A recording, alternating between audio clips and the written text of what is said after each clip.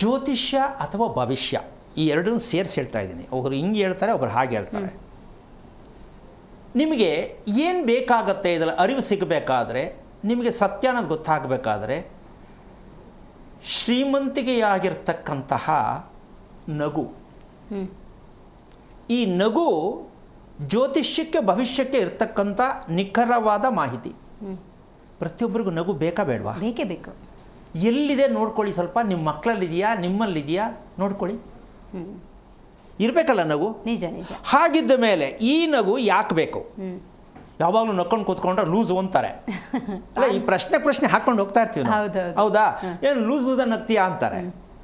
ಹಾಗಂತ ನಗ್ತಾನೆ ಇರಬೇಕಾ? ನಾವೇನು ಬೇರೆ ಕೆಲಸ ಮಾಡೋದು ಬೇಡವಾ? ಸೀರಿಯಸ್ ಆಗಿರೋದು ಬೇಡವಾ? ಈ ನಗು ಅಂತಕ್ಕಂಥದ್ದು ಎಲ್ಲರಲ್ಲೂ ಇರಬೇಕು ಅಂತಕ್ಕಂಥದ್ದಕ್ಕೆ ಒಂದು ಕಾರಣ ಇದೆ ವೈಜ್ಞಾನಿಕವಾಗಿ. ನಮ್ಮ ಹೃದಯಕ್ಕೆ ಮತ್ತು ನಮ್ಮ ಶ್ವಾಸಕೋಶಕ್ಕೆ ವ್ಯಾಯಾಮ ಯಾವುದು ಅಂದರೆ ನಗು. ಹೌದು, ಹೌದಲ್ಲ? ಹಾಗಿದ್ದ ಮೇಲೆ ನಾವು ಹೃದಯನೇ ಬೇಡ, ಗಮನಿಸೋದೇ ಬೇಡ ಅಂದರೆ ಬದುಕ್ತೀಯ ಹೇಗೆ? ಇದನ್ನು ಶಾಸ್ತ್ರ ಹೇಳೋದು ಕೇಳೋದ್ರಲ್ಲಿ ತಿಳ್ಕೋತೀವಿ. ನಿನಗೆ ಈ ನಕ್ಷತ್ರಕ್ಕೆ ಈಗ ಶುರುವಾಗಿದೆ, ಬರುತ್ತೆ ಮುಂದೆ ಅಂತ ಹೇಳೋದ್ರಲ್ಲಿ ನಿಮ್ಮ ದೇಹದ ಸತ್ಯವನ್ನು ಅವರಿಗೆ ಹೇಗೆ ಗೊತ್ತು? ಇದನ್ನು ಪ್ರತಿಯೊಬ್ಬರು ತಿಳ್ಕೋಬೇಕು. ನಮ್ಮ ದೇಹದಲ್ಲಿ ನಮ್ಮ ಮನಸ್ಸಲ್ಲಿ ಆಗ್ತಾ ಇರ್ತಕ್ಕಂಥದ್ದು ಬೇರೆಯವರು ಹೇಗೆ ತಿಳ್ಸೋಕ್ಕಾಗತ್ತೆ? ಅದನ್ನು ನಾವು ಹೇಗೆ ತಿಳ್ಕೊಳಕ್ಕಾಗತ್ತೆ? ಸಾಧ್ಯ ಇದೆಯಾ? ಗಂಡ ಹೆಂಡ್ತಿನೇ ಅರ್ಥ ಮಾಡ್ಕೊಳಕ್ಕಾಗಲ್ಲ, ಜೊತೆಲೇ ಇರ್ತಾರೆ. ಹೌದಾ? ತಂದೆ ತಾಯಿ ಮಕ್ಕಳನ್ನೇ ಅರ್ಥ ಮಾಡ್ಕೊಳಕ್ಕಾಗಲ್ಲ, ಮಕ್ಕಳು ತಂದೆ ತಾಯಿನೇ ಅರ್ಥ ಮಾಡ್ಕೊಂಡಿರೋಕ್ಕಾಗಲ್ಲ, ಒಂದೇ ಕುಟುಂಬದಲ್ಲಿ ಇರ್ತಾರೆ. ಬಟ್ ಜ್ಯೋತಿಷಿಗಳನ್ನ ನಂಬೋಷ್ಟು ಇವ್ರನ್ನ ಯಾರನ್ನು ನಂಬಲ್ಲ ಕುಟುಂಬ. ಎಂತ ಅದ್ಭುತವಾದ ಹೇಳ್ದಮ್ಮ, ನಿಜಕ್ಕೂ ಹೇಳ್ತೀನಿ.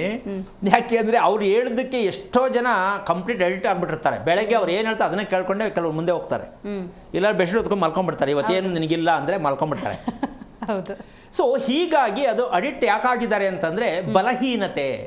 ಅಂದರೆ ತನ್ನ ಸ್ವತಂತ್ರವಾಗಿ ಬದುಕಕ್ಕೆ ಗೊತ್ತಿಲ್ಲ, ದೇವ್ರನ್ನ ನೆನ್ಬಿಡ್ತೀನಿ ಅನ್ನೋದು, ಇದು ಒಂಥರ ಮೂರ್ಖತನದ ಪರಮಾವಧಿ. ಅಂದರೆ ಅವಲಂಬನೆ.